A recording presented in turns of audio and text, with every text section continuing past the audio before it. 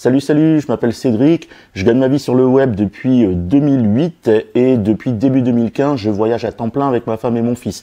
Donc en fait, ce qu'on fait, c'est qu'on vit un mois dans un pays, un mois dans un autre, un mois dans un autre et ainsi de suite. Donc là, actuellement, je me trouve à Bergen en Norvège. Donc on loue 7 appartements pour un mois, enfin là, il reste une dizaine de jours. Ensuite, on part un week-end à Londres et ensuite, on va en Pologne. Bref, dans cette vidéo, je voulais te parler d'audience et t'expliquer comment créer une audience et surtout comment sécuriser une audience. Parce que tu vas voir que sécuriser une audience, c'est quelque chose d'extrêmement important. Alors, je t'explique ça tout de suite. Alors, l'une des choses les plus importantes que tu dois faire dans ton business, et si tu as un business comme le mien, par exemple, si tu vends des produits d'information sur Internet, eh bien, l'une des choses les plus importantes que tu dois faire, c'est de te constituer une audience. Une audience, c'est-à-dire des personnes qui vont te suivre, qui vont consulter régulièrement tes nouveaux contenus et qui surtout vont acheter tes formations. Et la meilleure chose que tu puisses faire pour te constituer une audience, eh bien, c'est simplement de récupérer les adresses email de tes visiteurs. Tu dois bien garder ça en tête. Dans tout ce que tu fais, dans absolument tout ce que tu fais,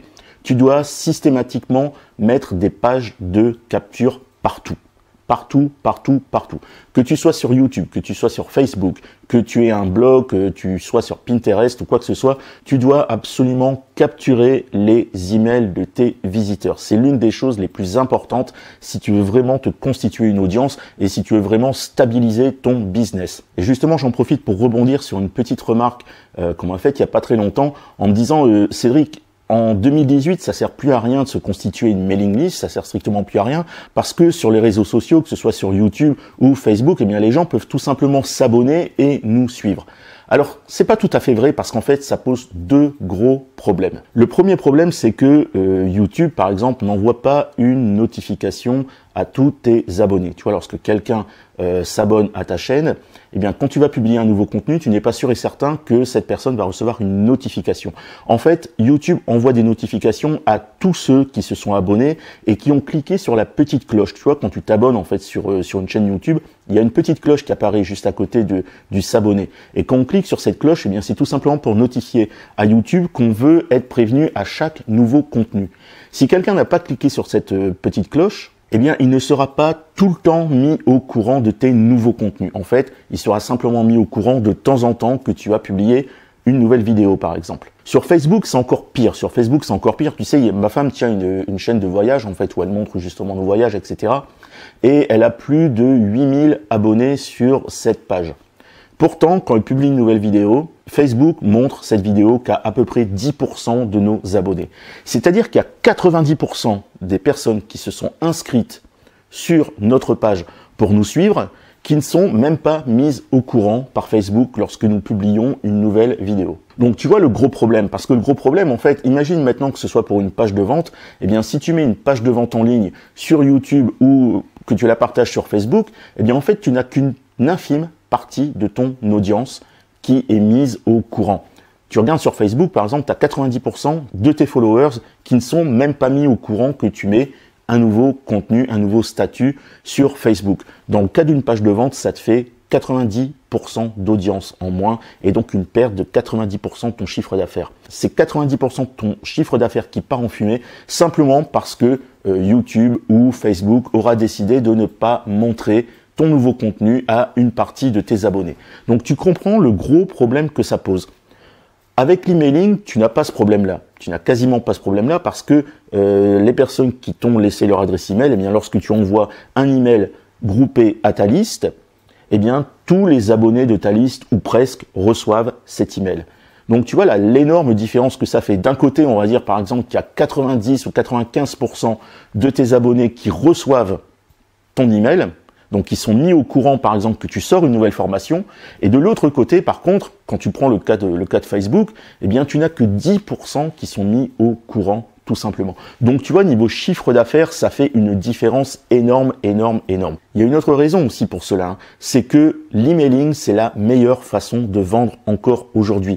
Personnellement, je fais 90% de mes ventes en envoyant des emails. 90% de mes ventes en envoyant des emails. Alors je dis 90, c'est peut-être 85 ou 95, j'ai pas les chiffres exacts. Mais toujours est-il que le gros de mes ventes, le gros de mon chiffre d'affaires, il est fait par emailing. Et l'emailing continue toujours à marcher extrêmement bien, même aujourd'hui en 2018. Alors ensuite, il y a un autre gros problème que ça peut poser, tu vois, de constituer simplement ton audience sur les réseaux sociaux et de pas capturer les emails. L'autre gros problème, qu'est-ce que c'est? C'est tout simplement que, imagine par exemple, tu as ton business sur YouTube et tu constitues ta liste simplement par rapport aux personnes qui vont s'abonner sur ta chaîne. Imagine maintenant que pour une raison ou pour une autre, YouTube ferme ton compte. Ou alors même tout simplement que YouTube finisse par disparaître au détriment d'une autre plateforme qui viendrait d'apparaître. Eh bien, tu perdrais complètement toute ton audience. Toute ton audience disparaîtrait. Et c'est-à-dire que tu devrais créer, par exemple, un nouveau business sur une autre plateforme et tout recommencer du début. C'est-à-dire te recréer une nouvelle audience. Tu comprends le gros problème que ça pose. Et par contre, si tu as pris le temps, justement, de capturer les adresses email de ton audience, eh bien, même si ton compte YouTube viendrait à être clôturé ou ton compte Facebook et que tu devrais créer un business sur une autre plateforme, eh bien, tu n'as qu'un seul email à envoyer à ton audience pour les prévenir que maintenant tu migres ton business de telle plateforme à telle autre plateforme.